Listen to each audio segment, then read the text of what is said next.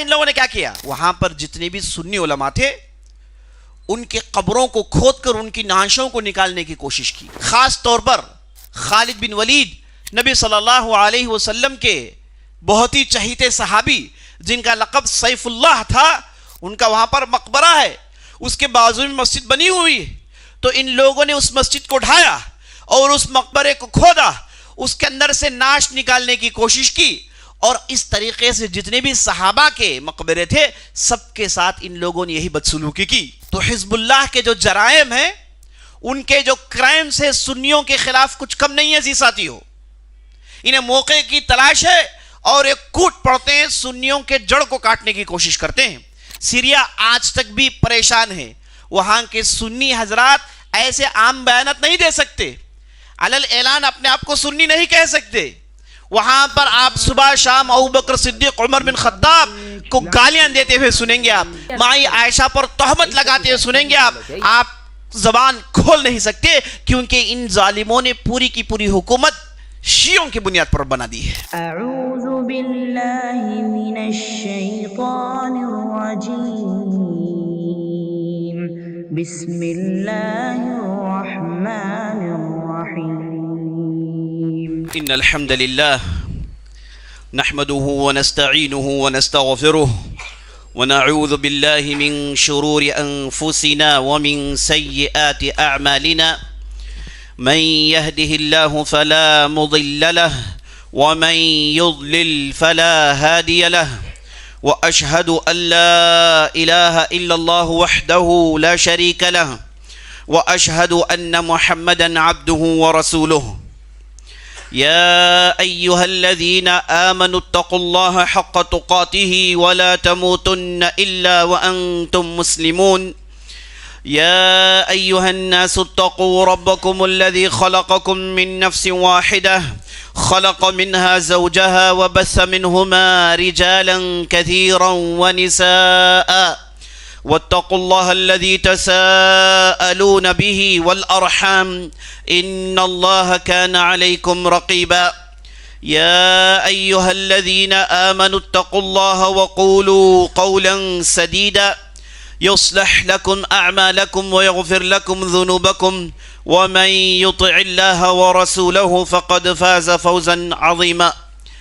أما بعد، فإن خير الحديث كتاب الله، وخير الهدي هدي محمد صلى الله عليه وسلم، وشر الأمور محدثاتها، وكل محدثة بدعة، وكل بدعة ضلالة، وفي رواية وكل ضلالة في النار.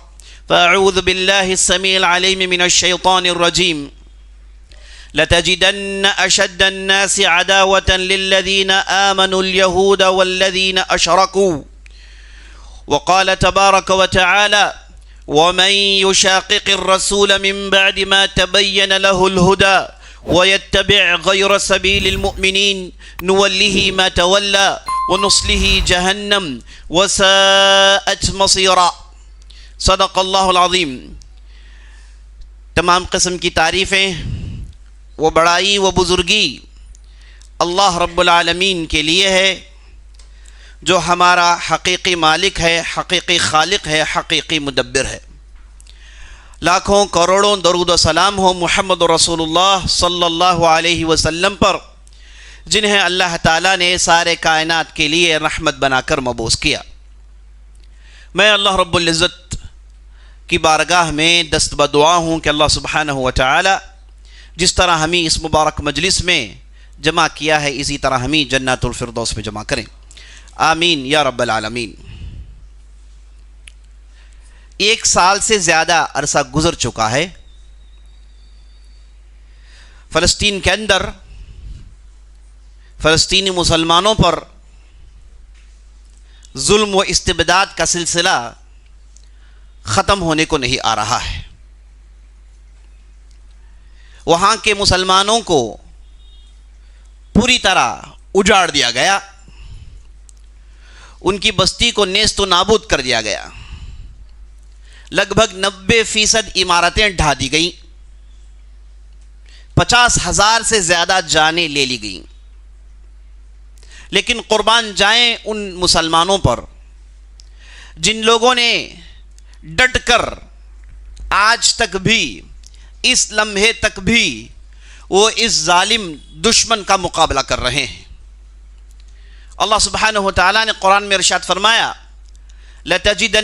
لَتَجِدَنَّ أَشَدَّ النَّاسِ عَدَاوَةً، اے نبی صلی اللہ علیہ وسلم آپ دیکھیں گے لوگوں میں سب سے زیادہ جن کے دلوں میں غیظ و غضب کی بھٹیاں پھوٹتی ہیں، جن کے دل میں حسد ہوتا ہے، وہ ہوتے ہیں یہود، اور دوسرے نمبر پر آتے ہیں مشرکین۔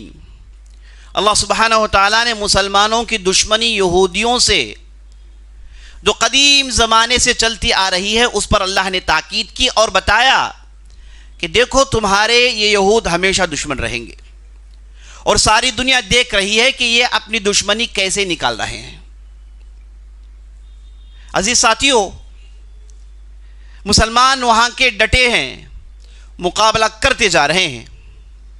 ابھی ہم نے حال میں دیکھا کہ یہودیوں نے اپنی لڑائی، اپنے شکنجے پھیلائے، اور ان کی لڑائی حزب اللہ سے بھی ہو گئی ہے۔ بہت سارے لوگوں نے پوچھا کہ یہ حزب اللہ کون ہے؟ نیا نام منظر عام پر آیا ہے، ان کے کیا حقائق ہیں؟ یہ کون ہیں؟ ان کے دشمنیاں یہودیوں سے کیوں ہیں؟ آخر لبنان کے اندر ہو کیا رہا ہے؟ یہ ایسی باتیں ہیں جن کا جاننا بہت ضروری ہے۔ یہاں پر ایک چیز بہت ہی کمپلیکس ہو گئی ہے، بہت ہی پیچیدہ ہو گئی ہے، اسے سمجھنے کی بہت زیادہ ضرورت ہے۔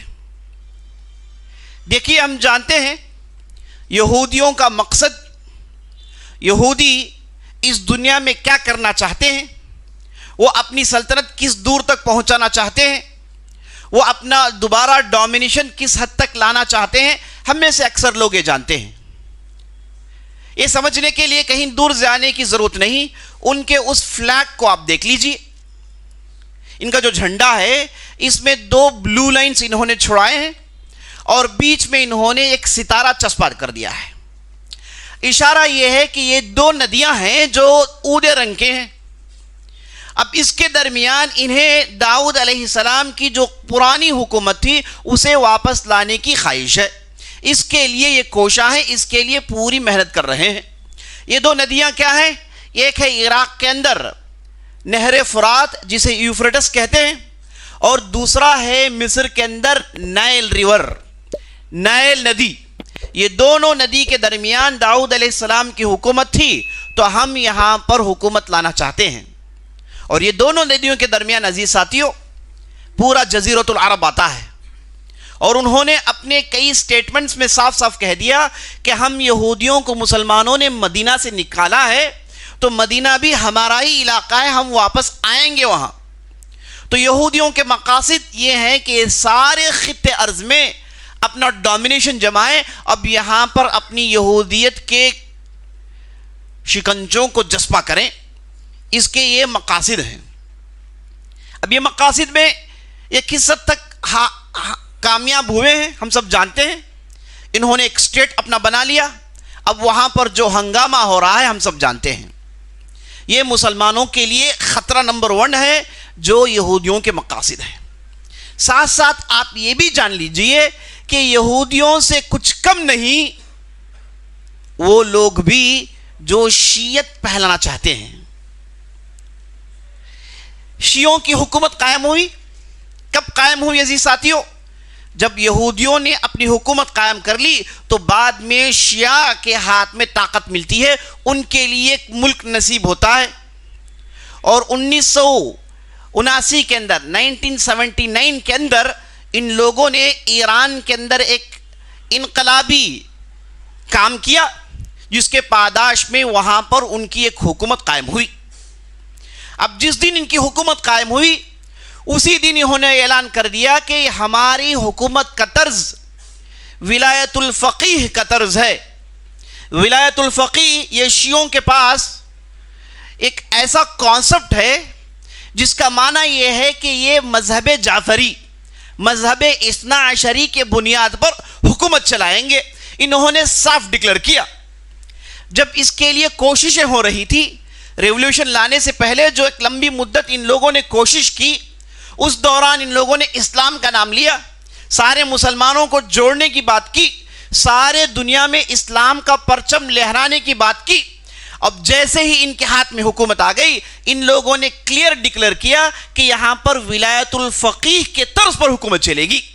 معنی یہ کہ یہ جو حکومت ہمیں ملی یہ خالص شیعہ کے عقائد، ان کے مقاصد کی نشر و اشاعت کے لیے ہم نے بنایا ہے۔ جبکہ اس سے پہلے جب ان لوگوں نے بڑے بڑی دعویں کی، اسلام کا دعویٰ کیا، مسلمانوں کا دعویٰ کیا، تو سارے دنیا کے مسلمانوں نے ان کی تائید کی، یہاں تک کہ سنی علماء نے بھی ان لوگوں کی تائید کی، ان کی تعریف کی، ان کی محنتوں کی پذیرائی کی۔ لیکن جیسے ہی سلطنت ان کے ہاتھ میں آئی، انہوں نے کہا کہ یہاں پر نہ کہ صرف شیعہ نظام چلے گا بلکہ شیعہ مذہب کو پروموٹ کرنے کے لیے ہم پوری کوشش کریں گے، شیعہ مذہب کو پروموٹ کرنے کے لیے ہم پوری کوشش کریں گے۔ اب ہوا کیا عزیز ساتھیوں؟ یہ ہوا 1970 میں 1979 میں۔ اس کے بعد ان لوگوں نے مسلسل کوششیں کی اور آج آپ دیکھ رہے ہیں، آج جس موقع پر میں آپ کے سامنے کھڑا ہوا ہوں، عراق ان کے ہاتھوں میں ہے، سوریہ پورا ان کے ہاتھوں میں ہے، یمن میں پورا ان کا قبضہ ہے، اور لبنان کے اندر مکمل طور پر ان کا قبضہ ہے۔ ان کے مقاصد کیا ہیں؟ ان کے مقاصد یہ ہیں کہ عالمی اسلامی میں پوری شیعت کو ڈومینیشن دلوائیں اور خاص طور پر سنیوں کو توڑ کر رکھ دیں، ان کے عقائد کو ختم کر دیں، اور سنیوں کے جو علماء ہیں انہیں ٹارگٹ بنائیں، انہیں ختم کر دیں۔ اب یہاں پر پوری شیعت ہی ہو، اس کے علاوہ کچھ اور نہ ہو، یہ ان کا مقصد، ایک اہم مقصد ہے جی ساتھیوں۔ تو ایک طرف یہودیوں کے مقاصد اور ایک طرف شیعوں کے مقاصد، دونوں مقاصد جمع ہونے کی ایک ہی جگہ ہے، دونوں کی ٹارگٹ ایک ہی جگہ فکس ہے۔ وہ کیا ہے؟ یہی دونوں ندیوں کے درمیان، انہیں بھی اپنا ڈومینیشن جمانا ہے، انہیں بھی اپنا ڈومینیشن جمانا ہے۔ جب ان کے مقاصد آپس میں ٹکرا گئے، جب ان کے مقاصد آپس میں ٹکرا گئے تو یہ دونوں کی دشمنی پیدا ہوئی۔ آپ ہرگز ایران کے تعلق سے یہ مت سمجھیے کہ اسے مسجد الاقصی چاہیے یا پھر وہاں کے مسلمانوں کو وہ رہائی دلوانا چاہتا ہے، وہاں پر یہودیوں کے ڈومینیشن کو ختم کرنا چاہتا ہے۔ مقصد یہ نہیں، مقصد یہ ہے کہ یہاں پر اپنے شکنجے چسپاں کریں، یہاں پر شیعہ مذہب، شیعہ عقائد کو پھیلائیں، یہ اس کا مقصد ہے جی ساتھیوں۔ اور دیکھیے عراق کے اندر ان لوگوں نے کیا کیا؟ سیدھے سیدھے امریکنز کے ساتھ معاہدہ کیا، امریکہ نے ان کے لیے پورا کام کیا اور پورے عراق کو توڑ کر وہاں کے سنیوں کو مار کے ختم کر کے امریکہ نے سلطنت ان لوگوں کے ہاتھ میں دی۔ اور اس کے بعد سوریہ کے اندر ان لوگوں نے جو ہنگامہ مچایا، چند مثالیں میں آپ کے سامنے رکھنے والا ہوں۔ 1982 کے اندر، 1982 کے اندر ان لوگوں نے ایک ایسی تحریک شروع کی لبنان کے اندر۔ لبنان سے مراد پورا عربستان ہے۔ ہم جانتے ہیں ایران ان کی زبان فارسی ہے، وہ عرب نہیں ہے۔ لبنان یہ عرب کے بالکل بیچ میں ہے۔ تو لبنان کے شیعہ، وہاں پہلے سے شیعہ زیادہ تھے، وہاں کے شیعوں کے درمیان ایران کے بڑے بڑے انٹلیکچوئلز نے، ان کے تھنکنگ ٹینکس نے کام کیا۔ وہاں پر ان لوگوں نے ایک ایسی تنظیم ایجاد کی، ایسا آرگنائزیشن بنایا جسے آپ کہیے ملیشین آرگنائزیشن، جس کے ہاتھ میں ہتھیار دیے گئے، جسے پوری طاقت دی گئی، بالکل آرمیز کے شکل میں ان کی تربیت ہوئی، اور اس کا نام ان لوگوں نے رکھا حزب اللہ۔ اس کا نام ان لوگوں نے رکھا حزب اللہ۔ حزب اللہ کیا ہے؟ ان کے لیڈر صاف صاف اپنی کتابوں میں لکھتے ہیں کہ حزب اللہ لبنان کچھ اور نہیں، ایران ہی لبنان ہے اور لبنان ہی ایران ہے۔ تو لبنان کے اندر ان لوگوں نے 1980s کے بعد سے لے کر حزب اللہ کو تیار کیا اور اسے پوری مدد کی، کروڑہ پیسے اس پر لگائے تاکہ وہ ایک مضبوط تنظیم بن جائے۔ عربوں کے اندر شیعہ عقائد، شیعہ مقاصد کو حاصل کرنے کے لیے ان سے پوری مدد لی جائے، اور اس پہ یہ لوگ کامیاب ہوئے، مضبوط تنظیم ان لوگوں نے بنائی۔ اب اس کے بعد ایران اور ان کے یہ جو حوالی موالی ہیں، یہ لوگ یہ چاہتے ہیں کہ سارے مسلمانوں کو خوش کریں یہودیوں سے دشمنی کر کے وہ جانتے ہیں کہ عربوں میں جو سب سے بڑا مسئلہ یہ ہے کہ یہ بیت المقدس کو لے کر مسئلہ ہے. ان لوگوں نے کہا کہ ہم بیت المقدس کے لیے لڑیں گے. اس کا اعلان کیا تاکہ عام مسلمانوں کو اپنے ہم نوائی بنائیں, عام مسلمانوں کو اپنا گرویدہ بنائیں. یاد رکھ لیجئے, میں بار بار آپ کو کہتا ہوں, وہاں پر مسجد الاقصی میں ان کا کوئی خاص انٹرسٹ نہیں ہے. وہاں کے مسلمانوں سے ان کے خاص مقاصد نہیں ہیں. ان کے مقاصد یہ ہیں کہ یہاں پر شیعت کو پھیلائیں, زور سے پھیلائیں, طاقت سے پھیلائیں, راستے میں آنے والوں کو کاٹ کر پھینک دیں. اس سے پہلے ان کی تنظیمیں تھیں بہت, اس سے پہلے انہوں نے کوشش کی, لیکن کبھی بھی طاقت کو استعمال کر کے, ہتھیاروں کو استعمال کر کے, لڑنے والی تنظیموں کو بنا کر انہوں نے کبھی کوشش نہیں کی. یہ پہلی کوشش ان کی ہوئی جب ہاتھ میں ان کی حکومت ملی ایران کے اندر, اور اس کے بعد ان لوگوں نے حزب اللہ کو بنایا. تو حزب اللہ کا یہی بیک گراؤنڈ ہے. حزب اللہ کو بنانے والا ایران ہے. حزب اللہ کے مقاصد بالکل شیعوں کے مقاصد ہیں, اور حزب اللہ یہ پورے کا پورا شیعی عقیدہ رکھنے والا, شیعی تصورات کو پھیلانے والا ہے. اب چلیے آپ دیکھیں گے اب حزب اللہ نے کیا کیا ہے. ہم جانتے ہیں 2012 کے اندر سیریا کے اندر بھیانک ہنگامہ مچا. وہاں کی پبلک اور سیرین گورنمنٹ کے درمیان اختلافات کھڑے ہو گئے. وہاں کا ظالم جس کا نام بشار الاسد تھا, اس نے خود اپنی عوام کو خوب مارا, اور ہم لوگوں نے بھی یہاں پر تقریریں کی, بتایا کہ بشار الاسد اور اس کا باپ حافظ الاسد یہ لوگ شیعہ کے ایک بدترین فرقہ جنہیں نصیریہ کہتے ہیں, جن کے کفر پر اثنا عشریہ شیعہ اتفاق کرتے ہیں. یہ اسماعیلیہ نامی شیعوں کا ایک بہت ہی بڑا فرقہ ہے. شیعہ کے اندر ڈھیر سارے فرقے ہیں.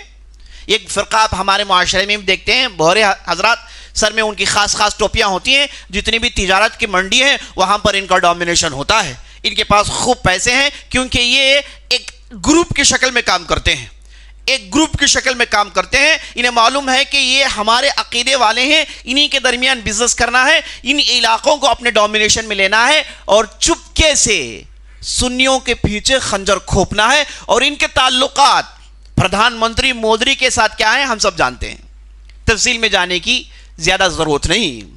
تو میں بتا رہا تھا کہ سوریا کے اندر جب بشار اسد نے ظلم ڈھائے خود سنیوں پر, دیکھیے سیریا جہاں پر سنیوں کی بہت بڑی تعداد ہے, جہاں پر دمشق ہے, جہاں پر علماء بڑے بڑے موجود ہیں, بڑے بڑے علماء موجود ہیں, اسلام کا بہت بڑا سینٹر ہے دمشق.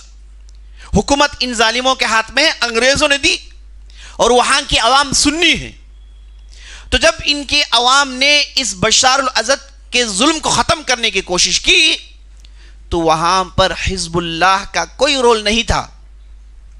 باقاعدہ ان لوگوں نے دخل اندازی کی, ایران کو منوایا کہ یہاں پر ہمارا جانا ضروری ہے. تو بعد میں ایران نے انہیں اجازت دی, تو ان لوگوں نے سنیوں کو چن چن کے قتل کیا ہے. 2013 کے اندر دمشق میں ایسے ایسے واقعات پیش آئے, ہر واقعے میں 500 سنیوں کو مار دیا جاتا تھا, 1000 سنیوں کو مار دیا جاتا تھا, 2000 سنیوں کو مار دیا جاتا تھا. سنیوں کو باقاعدہ ان لوگوں نے ٹارگٹ کی. پتہ ہے ان لوگوں نے کیا کیا؟ وہاں پر جتنے بھی سنی علماء تھے ان کے قبروں کو کھود کر ان کی نعشوں کو نکالنے کی کوشش کی. خاص طور پر خالد بن ولید نبی صلی اللہ علیہ وسلم کے بہت ہی چہیتے صحابی جن کا لقب سیف اللہ تھا, ان کا وہاں پر مقبرہ ہے, ان کا وہاں پر مقبرہ ہے, اس کے بازو میں مسجد بنی ہوئی ہے. تو ان لوگوں نے اس مسجد کو ڈھایا اور اس مقبرے کو کھودا, اس کے اندر سے نعش نکالنے کی کوشش کی, اور اس طریقے سے جتنے بھی صحابہ کے مقبرے تھے سب کے ساتھ ان لوگوں نے یہی بدسلوکی کی. تو حزب اللہ کے جو جرائم ہیں, ان کے جو کرائم سے سنیوں کے خلاف کچھ کم نہیں ہے. ساتھی ہو, انہیں موقع کی تلاش ہے اور ایک کوٹ پڑتے ہیں, سنیوں کے جڑ کو کاٹنے کی کوشش کرتے ہیں. سیریا آج تک بھی پریشان ہے. وہاں کے سنی حضرات ایسے عام بیانات نہیں دے سکتے, علل اعلان اپنے آپ کو سنی نہیں کہہ سکتے. وہاں پر آپ صبح شام ابوبکر صدیق, عمر بن خطاب کو گالیاں دیتے ہوئے سنیں گے, آپ مائی عائشہ پر تہمت لگاتے ہوئے سنیں گے. آپ زبان کھول نہیں سکتے, کیونکہ ان ظالموں نے پوری کی پوری حکومت شیعوں کی بنیاد پر بنا دی ہے. سیریا کے اندر حزب اللہ نے یہ مظالم ڈھائے ہیں. اب اس کے بعد آپ آئیے, یہ جو اسرائیل کے اندر ان کی لڑائیاں ہیں, ان کی لڑائیاں کیوں ہیں کہ اسرائیل پر کیوں ٹوٹ پڑے ہوئے ہیں؟ یاد رکھ لیجئے ان کا مقصد جیسے میں نے آپ کو بتایا وہ نہیں جو ہمارا ہے, وہ نہیں جو عام سنیوں کا ہے. انہیں اصل میں لبنان کے ساؤتھ میں ایک علاقہ ہے جسے اسرائیل نے آکوپے کر لیا. جیسے کہ ہم جانتے ہیں اسرائیل کا پلان کیا ہے کہ وہ آس پاس کے زمینوں کو آکوپے کرتے ہوئے آگے بڑھیں. ایسا نہیں کہ جو اسرائیل مل گیا بیٹھ جائیں. ان لوگوں کے پلاننگز میں زمین کو بڑھانا, اسے پروموٹ کرنا موجود ہے. جہاں کہیں بھی انہیں موقع ملتا ہے زمین ہڑپتے جاتے ہیں, دھیرے دھیرے کھاتے جاتے ہیں, سیٹلمنٹس بناتے جاتے ہیں, وہاں پر یہودیوں کو لا کر بساتے جاتے ہیں. تو ان لوگوں نے ساؤتھ لبنان کو اپنے قبضے میں کر لیا. تو وہاں کی جو لبنان گورنمنٹ ہے جس میں حزب اللہ کا بہت بڑا دخل ہے, تو ان شیعوں نے کہا کہ زمینیں تو ہماری ہیں. تو ان لوگوں نے اسرائیل کے خلاف لڑائی شروع کی. بہت سارے لڑائیاں ہوئی. 2006 کے اندر بہت بڑا لڑائی ہوئی لبنان اور اسرائیل کے خلاف. اسرائیل کو بھی نقصان ہوا, انہیں بھی نقصان ہوا. اس کے بعد ہم دیکھتے ہیں کہ اب پھر یہ لوگ منظر عام میں آئے ہیں. اب لبنان کے اندر پھر لڑائیاں شروع ہو گئی ہے. یہودی ظالم ان چھوٹے ظالموں پر حملہ کر رہا ہے, ہم یہی کہہ سکتے ہیں. ان کے مقاصد وہ نہیں ہے عزیز ساتھیوں, اچھی طریقے سے سمجھ لینا چاہیے. بہت سارے ہمارے سنی حضرات ان چیزوں کو نہیں جاننے کی وجہ سے اندھادھند حزب اللہ اور دوسرے ایسے نام جن لوگوں نے سنیوں کے خلاف ہر ممکن کوشش کی. ان کے جو لیڈرز مارے گئے, جنہیں اسرائیل نے مارا ہے, جن کے نام بھی آپ نے میڈیا میں پڑھے, یہ وہ افراد ہیں حزب اللہ کے جن پر سنیوں نے اپنی مسجدوں میں نام لے کر بددعائیں بھیجی ہیں. نام لے کر بددعائیں بھیجی ہیں, کیونکہ ان لوگوں نے مسلمانوں کے علاقوں میں وہاں کی عورتوں کی عصمت ریزی کی, وہاں کے بچوں کو مارا, ان کے مساجد کو توڑا, ان کے لائبریریز کو جلائے, سنی آثار کو ختم کرنے کی پوری کوشش کی. اس لیے ان لیڈرز جنہیں اسرائیل نے مارا ہے, ان کے نام لے کر وہاں کے سنیوں نے بددعا کیا ہے. اسے بھی آپ نوٹ کر کے رکھ لیجئے اپنے پاس. تو بتانے کا مقصد یہ ہے کہ یہاں پر ایک خطرناک ملغوبہ بن گیا ہے. معاملہ بڑا ہی کمپلیکس ہے. یعنی ایک آپ کا بڑا دشمن ہے, اس کی دشمنی چھوٹے دشمن سے ہو گئی ہے. اب ان دونوں کے درمیان لڑائیاں چل رہی ہیں. میں فلسطینی مسلمانوں کے بارے میں بات نہیں کر رہا ہوں. فلسطینی مسلمان وہ پورے حق میں ہیں, یاد رکھ لیجئے وہ پوری سنی ہے, اور اکثر و بیشتر ان میں صحیح عقیدہ رکھنے والے ہیں. ان کا مقابلہ برحق ہے, ان کے مقاصد برحق ہیں. وہ لڑتے کس لیے ہیں ہم نے بارہا بتایا ہے. ان کی لڑائی کا مقصد صرف اور صرف مسجد الاقصی کی حفاظت ہے. اگر ان کے پاس مسجد الاقصی نہ ہوتا تو کب کا یہ یہودیوں سے اتفاق کر لیتے, کہتے کہ بھائی ہماری زمین آپ اپنے پاس رکھ لو, ہمیں سٹیزن شپ دے دو, ہمیں جو ہے پیسے دے دو, ہمیں انویسٹمنٹ دے دو, ہمیں آرام سے رکھو. یہ مان لیتے کب کا, کوئی معاملہ ہی نہیں. لیکن انہیں مسئلہ اٹکا ہوا ہے مسجد الاقصی کو لے کر. انہیں معلوم ہے کہ یہود یہ خاموش بیٹھنے والے نہیں ہیں. یہ ایک طرف سے آسائش آرام دیں گے, دوسرے طرف مسجد الاقصی پر یہ اپنا ڈومینیشن جمانے کی کوشش کریں گے. اور آپ دیکھ رہے ہیں ابھی حال میں ان لوگوں نے تلمودی فیسٹیولز کیے. تلمود کیا ہے؟ یہ تورات کی ایک شرح, ایک تفسیر ہے جسے یہودی مانتے ہیں. آج کا یہودی تورات کو نہیں مانتا. آج کا یہودی وہ یہودی ہے, اور یہودی اسے یہودی اس وقت مانتے ہیں جب وہ تلمود کو مانے. تلمود وہ جیسے میں نے آپ کو بتایا تورات کی تفسیر ہے. اب جتنے بھی غلط عقائد, جتنے بھی انبیاء کو لے کر بدتمیزی, جتنے بھی بدترین عقائد آپ دیکھتے ہیں وہ تلمود کے اندر موجود ہیں. تورات ان چیزوں سے خالی ہے. اور ہم مسلمانوں نے کب کا کہا کہ تورات بھی اللہ کا کلام ہے, اللہ نے موسیٰ علیہ السلام کو دیا. دیکھیے حق کتنے طریقے سے اللہ واضح کر دیتا ہے, دودھ کا دودھ پانی کا پانی. تو یہ جو تلمود کے ماننے والے ہیں, یہ لوگ ابھی حال میں 10 دن پہلے 15 دن پہلے اتنے ہنگامے ہونے کے باوجود بڑی تعداد میں 200-300 کی تعداد میں یہ مسجد الاقصی میں آتے ہیں اور آ کر یہ فیسٹیول منا جاتے ہیں. اور پوری گورنمنٹ انہیں ساتھ دیتی ہے, اور یہ اندر آتے ہیں اپنے پورے کام کر جاتے ہیں, اور بہت ساری چیزوں کو انہوں نے ادھر بدل بھی دیا ہے ان ہنگامی ماحول میں. تو عزیز ساتھیوں, فلسطینی مسلمان ان کا مقصد صاف ہے. فلسطینی مسلمان وہ للہ فی اللہ لڑ رہے ہیں، انہوں نے اپنی جانی قربانی دی، اپنی بستیوں کو چھوڑا، اپنی پوری زندگی اس کے پیچھے لگایا، ریفیوجیز کیمپس میں پلے، اسی میں بڑھے، اسی میں پڑھے، اور اسی میں انہوں نے یہودیوں کے خلاف لڑنا سیکھا۔ ان کی پوری تاریخ اللہ کے لیے قربانی کے لیے ہے، بہترین نمونہ ہے۔ لیکن یہاں پر ہم مغالطے میں نہ آئیں، ان دشمنوں کا اچانک سے مدد کرنا یہ آپ کو کنفرم نہیں کرتا کہ یہ درست ہو گئے ہیں، یہ درست ہو گئے ہیں، یہ اپنے مقاصد میں قائم ہیں، یہ عام مسلمانوں کے اندر سمپتی کریٹ کر کے اپنی شہرت حاصل کرنا چاہتے ہیں۔ یہ اندر کی باتیں صرف اہل علم کو معلوم ہے، تو اس لیے میں نے ضروری سمجھا یہاں پر آپ کے سامنے دودھ کا دودھ پانی کا پانی کر دوں کہ کون سے ایریا میں ہم سپورٹ کرتے ہیں، کون سے ایریا، کون سی جگہ ہم اللہ کے لیے دعا کرتے ہیں کہ اللہ انہیں مدد کریں، اللہ ان کی ترقی کریں، اور کون سے جگہ دشمن ہمارا استعمال کرنا چاہتے ہیں، اور دشمن کیسے ہم مسلمانوں کو بیوقوف بنا کے اپنے مقاصد حاصل کرنے کی کوشش کرتے ہیں، ان ایریاز کو بھی ہم جاننا ہے۔ تو حزب اللہ مختصر طور پر ایک خطرناک، خون آلود، خون آشام، تمام جرائم کا مرتکب کرنے والا ایک ایسا گروپ ہے جو بالکل شیعی اصول پر قائم ہے، اور اس کے پیچھے پورے کا پورا ایران کھڑا ہوا ہے۔ تو ان کا یہودیوں پر حملہ کرنا یہ اس چیز کی دلیل نہیں کہ وہ اللہ کے لیے لڑ رہے ہیں، وہ اللہ کے لیے قربانی دے رہے ہیں، وہ مسلمانوں کی مدد کرنا چاہتے ہیں، وہ فلسطینی مسلمانوں کی مدد کرنا چاہتے ہیں، ہرگز نہیں۔ اور آپ نے حال ہی میں یہ جو ایران کا نیا پرائم منسٹر ہے، اس نے کیا کہا آپ نے سنا؟ جس کا نام پزشکیان ہے، اس نے صاف صاف کہا کہ امریکنز ہمارے بھائی ہیں، ہم تو ان سے ہاتھ ملانا چاہتے ہیں۔ اور اس کے بعد کہا کہ یمن کے اندر جو حوثیین ہے جسے ایران نے بنایا، کہا کہ یہ حوثیین ہماری بات نہیں سنتے، یہ جو لڑ رہے ہیں اپنی مرضی سے لڑ رہے ہیں۔ اسی لیے اب میڈیا میں آج کی بات بتا رہا ہوں، ایک بہت بڑا ہنگامہ چل رہا ہے، کہیں ایران نے حزب اللہ اور حوثیین کا ہاتھ تو نہیں چھوڑ دیا، کہیں دھوکہ تو نہیں دے دیا۔ اور ایران کے دعوے، اس کی چیخ پکار، اس کا یہ کہنا کہ ابھی دیکھو کہ میں کیا کرتا ہوں، ابھی دیکھو کہ میں کیا برباد کر دیتا ہوں، ابھی دیکھو کہ میں کیسے آسمان کے قلابے اونداتا ہوں، اس نے آج تک کچھ نہیں کیا۔ جو کچھ بھی کیے ہیں فلسطین مسلمانوں نے کیا ہے، جو قربانیاں دی ہیں انہی مسلمانوں نے دی ہے۔